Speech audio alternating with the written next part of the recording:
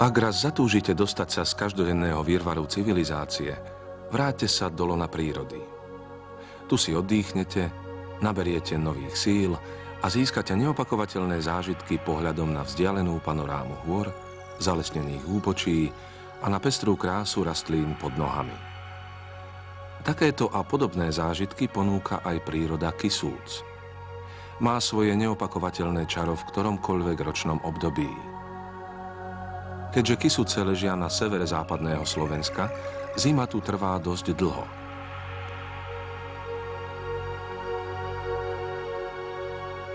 Zatiaľ čo najvyšší kopec Kisúc, Veľká Rača, je ešte pod snehom, v údoliach sa už dávno o slovo hlási jar. Iba ojedinelé nočné mrazíky ešte kde tu ozdobia brehy potôčikov inovaťov a ľadovými cencúlikmi.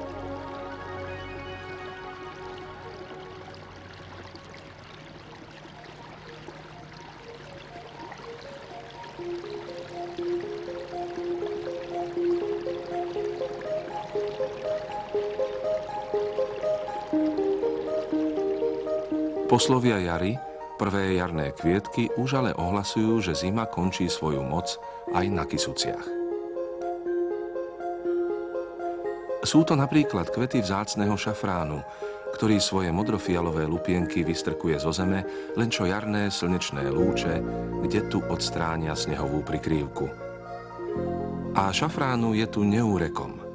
Ako by neplatilo staré príslovie, v ktorom táto rastlina je akýmsi symbolom niečoho, čoho je veľmi málo a čo je mimoriadne vzácne.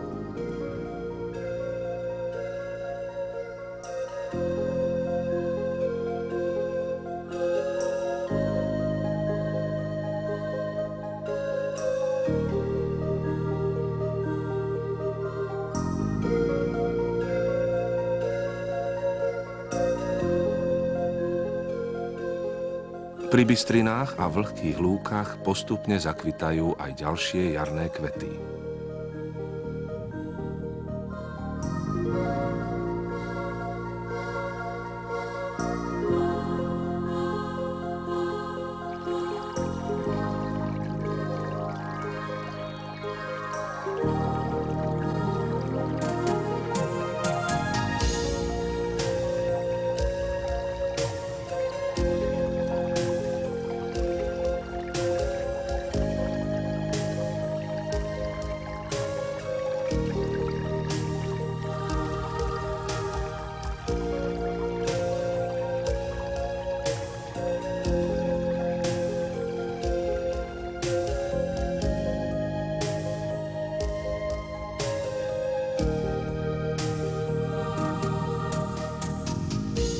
Pod tlakom čoraz teplejších slnečných lúčov sa prebúdzajú aj známi zimní spáči.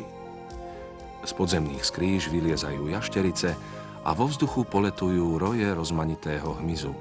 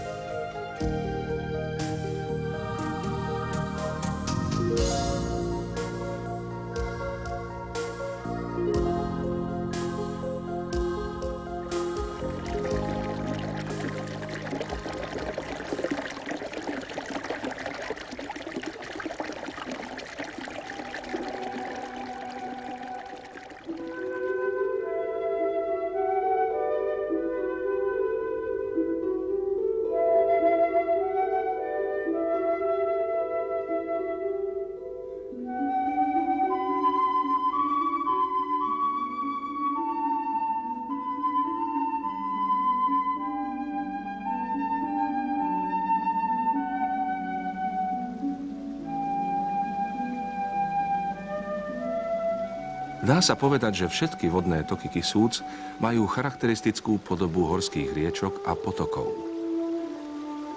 Typickým príkladom prahovitého prietoku horskej riečky Flišového pásma je riečka Vychylovka. Počas svojho dlhého pôsobenia na podložie s rôznou tvrdosťou vytvorila členitý terén s prahmi a lávkami.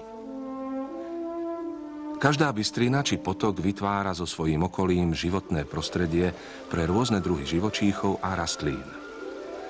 Väčšinou ide o faunu a flóru vlhkomilnú, kde sa nachádzajú niekedy veľmi vzácne a ojedinelé druhy.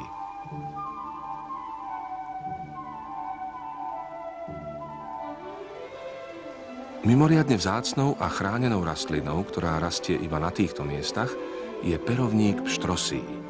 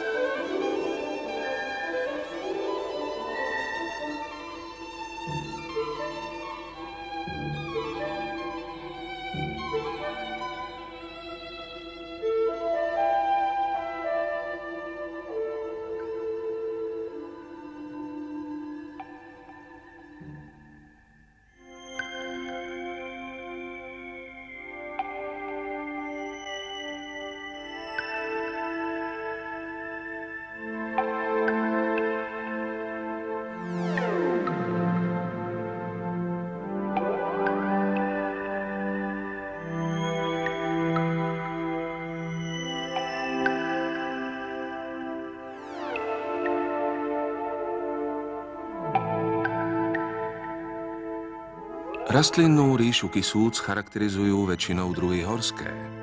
Menej zastúpené sú druhy teplomilnejšie.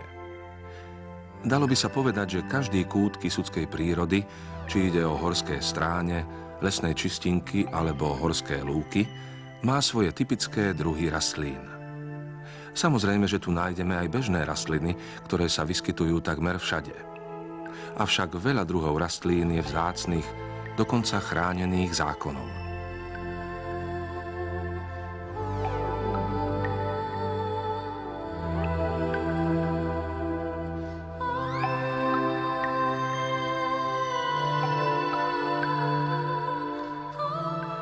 Sú tu najmä vzácne vstavačovité rastliny, ale i ďalšie známe i menej známe kvety a dreviny.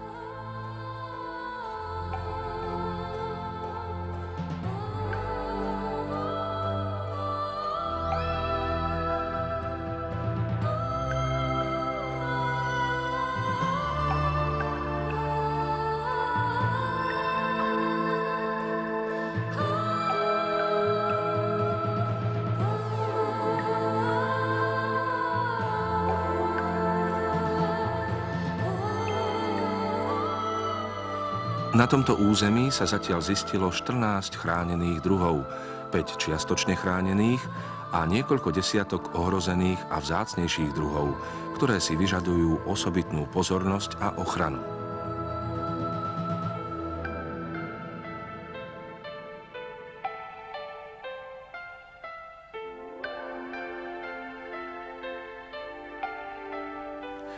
Medzi ne patrí aj vzácna rosička okrúhlolistá. Je to drobná hmyzožravá rastlina s prízemnou ružicou dlhostopkatých okrúhlych listov, ktoré sú porastené červenými chlpkami.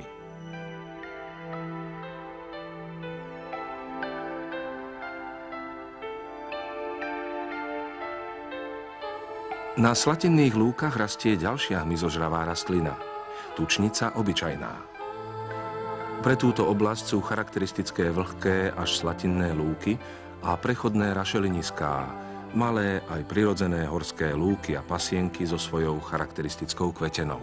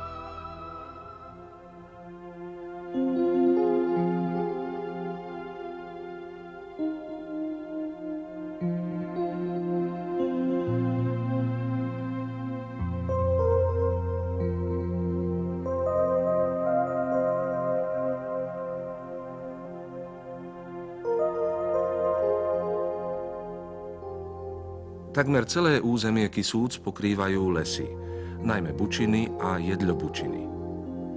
Zásahom človeka sa tieto pôvodné lesy menili na smrekovú monokultúru. Bohatstvo lesných porastov doplňajú aj rôzne druhy živočíchov, ktorým les vytvára ich prirodzené prostredie. Typickým obyvateľom lesov je najmä raticová zver.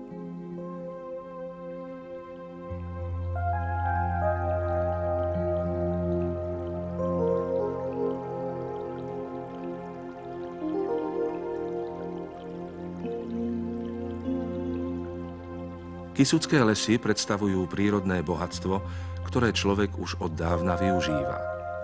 Ťažba a spracovanie dreva patrilo a patrí dodnes medzi významnú hospodársku činnosť ľudí na Kisuciach. Odvekým pomocníkom pri zvážaní dreva v členitom lesnom teréne je kôň.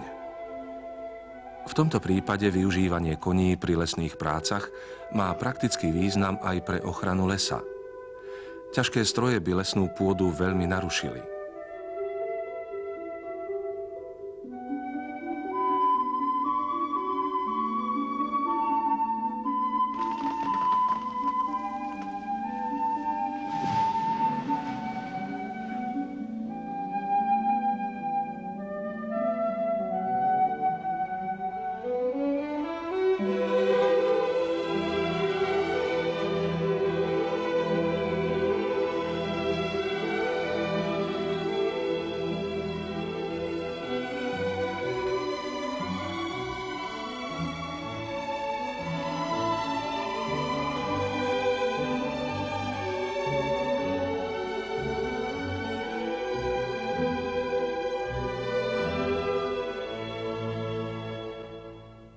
Ešte donedávna sa zvoz dreva uskutočňoval aj úzkokoľajnou lesnou železnicou, vedúcou zo Ščadnice údolím popri rieke Vychylovke do Chmúry.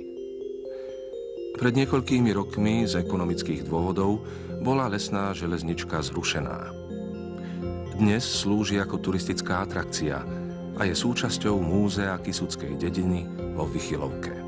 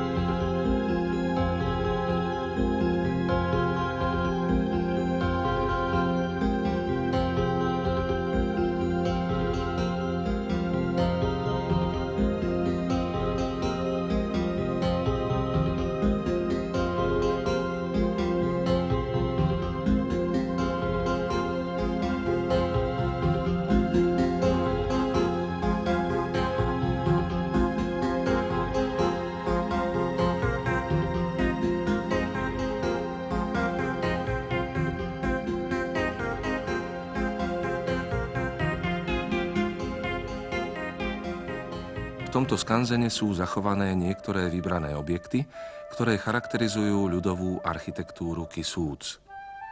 I to je dôkaz toho, že do celkového koloritu kisuckej prírody patrí aj človek.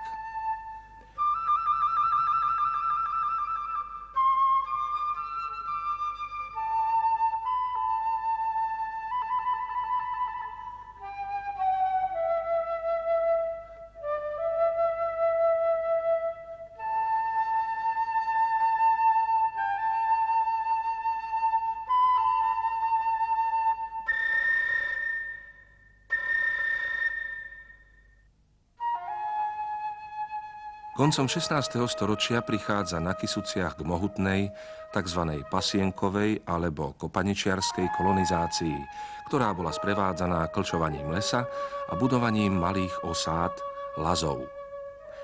Tie malé osady či osamelé usadlosti sa zachovali dodnes a dávajú krajine osobitý ráz.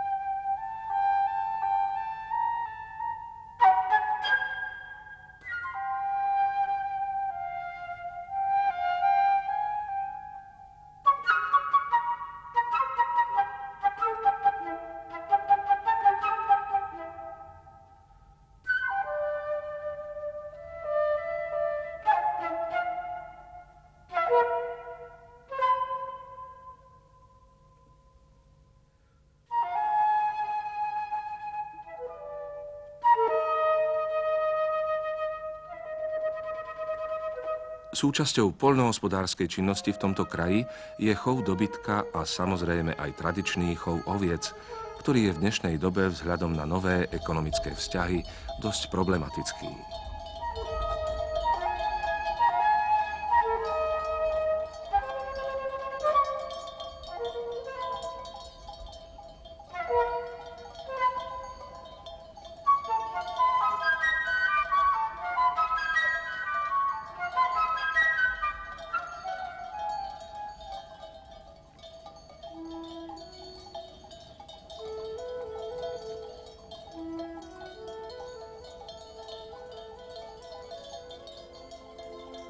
K celkovému koloritu krajiny patria i zachovalé terasovité políčka a lúky. Úzke políčka roztrúsené po úbočiach majú nielen hospodársky význam, ale aj geologický. Terasy chránia polia pred vodnou eróziou, čím sa zachováva ich kompaktnosť i úžitková hodnota.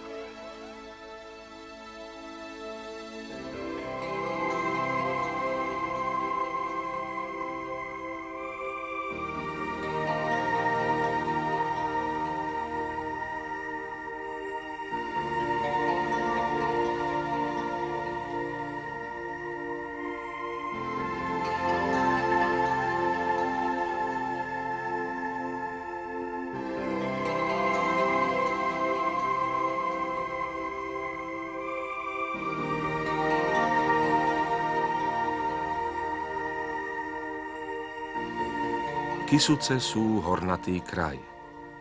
I keď sa tu netýčia vysoké strmé končiare, pohoria, ktoré vytvárajú monument kysuckej prírody, sú veľmi rozsiahle, vytvárajúce prekrásne panorámy. V ich lone objavíme veľmi vzácne prvky neživej i živej prírody. Preto už od roku 1984 bolo toto územie vyhlásené za veľkoplošnú chránenú krajinnú oblasť. Tvoria ju pohoria Kysucké Beskydy a Kysucké vrchy, na západe Javorníky, Turzovská vrchovina a Moravsko-Slieske Beskydy.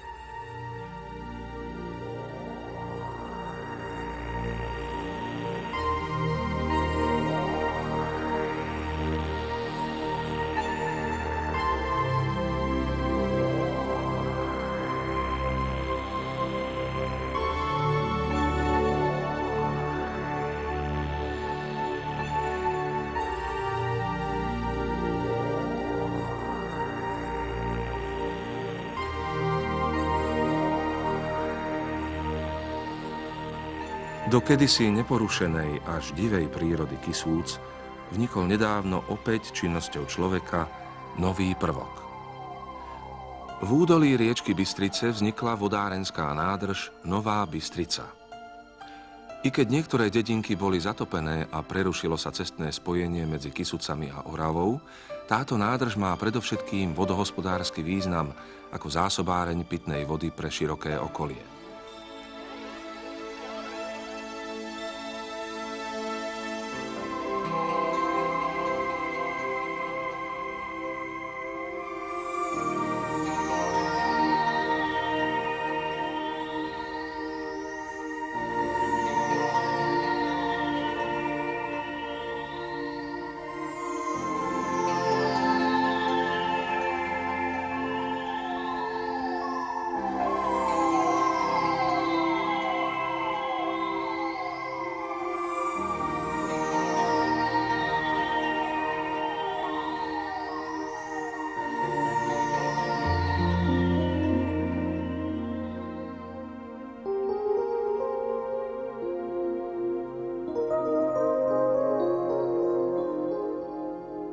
Ani sme sa nenazdali a máme tu koniec leta. Pôvodní obyvatelia lesa majú v tomto období nových hostí. Nie sú to iba turisti, ale aj zberači lesných plodov. V tomto období dozrievajú čučoriedky, horské stráne a čistinky sú nimi priam obsypané.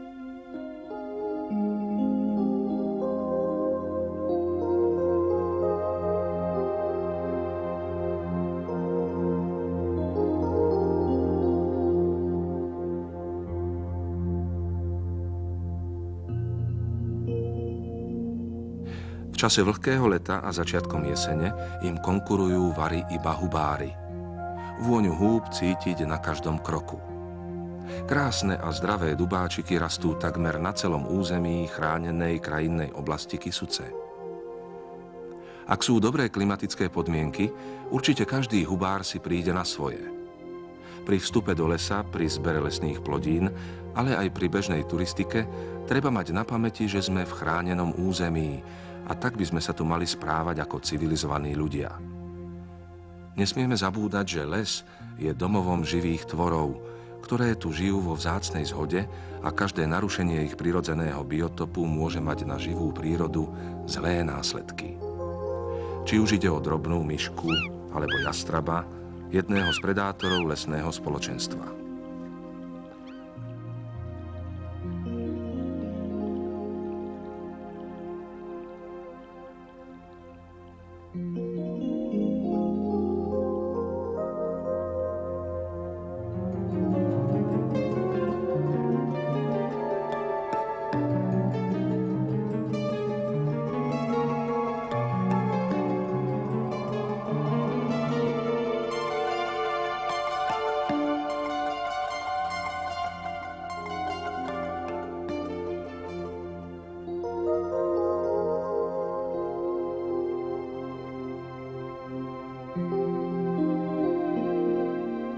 Na prvý pohľad by sa možno zdalo, že estetickú harmóniu prírody nemôže takmer nič zmeniť. Postupom času počas roka ale badáme premeny prírody, najmä na jej vonkajšom šate. Pestré farby listnatých stromov, ale i plody niektorých kríkov dostávajú pestré sfarbenie. Je to nesporný znak blížiacej sa jesene.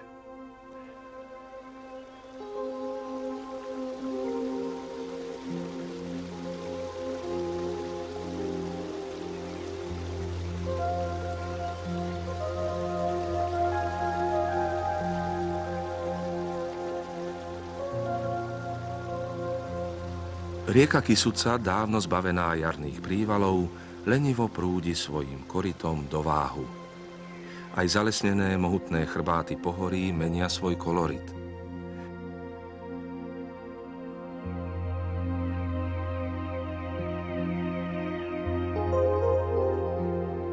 Na horskej lúke kde tu nájdeme rozkvitnutý kvietok, ale síta červeň jesenných divých plodov už jasne naznačuje, že leto je za nami.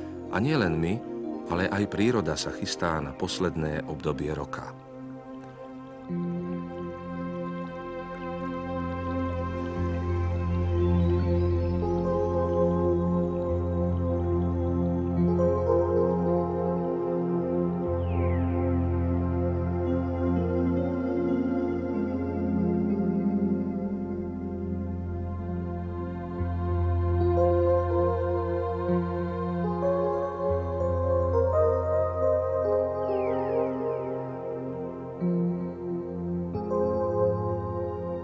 Niekedy je veľmi ťažko povedať, ktoré ročné obdobie má človek najradšej.